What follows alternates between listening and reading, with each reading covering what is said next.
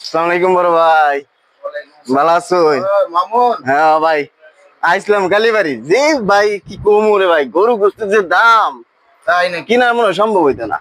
তাই হ্যাঁ, আইসি একটু বাড়িতে আত্মীয় স্বজন আইসি, কইলাম যে 1 কেজি গরু গোস্ত কিনা নিমু। যে দাম ভাই, সম্ভব না এটা কিনার। কি বলো তুমি? হ্যাঁ আমরা তো মনে হয় গরুর গোস্ত ছাড়া ভাত দিকে পাই না। আমাদের 7 দিনের মধ্যে মনে হয় 7 বেলায় গরুর গোস্ত রান্না। তাই নাকি? হ্যাঁ, আমরা তো গরুর গোস্ত ছাড়া খাবারই পাই না। এই কালকে তোমার ভাবি বললো 7 কেজি কিনে ফেললাম। 3 দিন এত যাবো আমাদের মনে হয় 3 বেলা যাবে আর কি। ভাই দিলে বর্তমান কি করতেছেন আপনি? না, আপাতত কিছু করতেছি না, বেকারি বসে রয়েছি। ইনকামের সুযোগ আছে, ভালো ইনকামের সুযোগ আছে। ঠিক আছে, থাকো। হ্যাঁ, আমি আসি, আমার আবার বাইরে আচ্ছা ভাই, ঠিক আছে ভাই, ভালো থাকবেন ভাই, ভালো থাকবেন, আমাদের কথা মনে রাখবেন সবসময় ভাই। আচ্ছা, ঠিক ভাই আছে, ঠিক আছে, আসি। হ্যাঁ, আচ্ছা। বাপে করে কাম লাগি পোলা দেখাই বাহাদুরি মন থেকে লাগছে জোরে। আসলে ভাই আপনি আচ্ছা কথা কইছেন, দেখছেন ফকিনের বেলা কি আলাপটা দিছেন ও।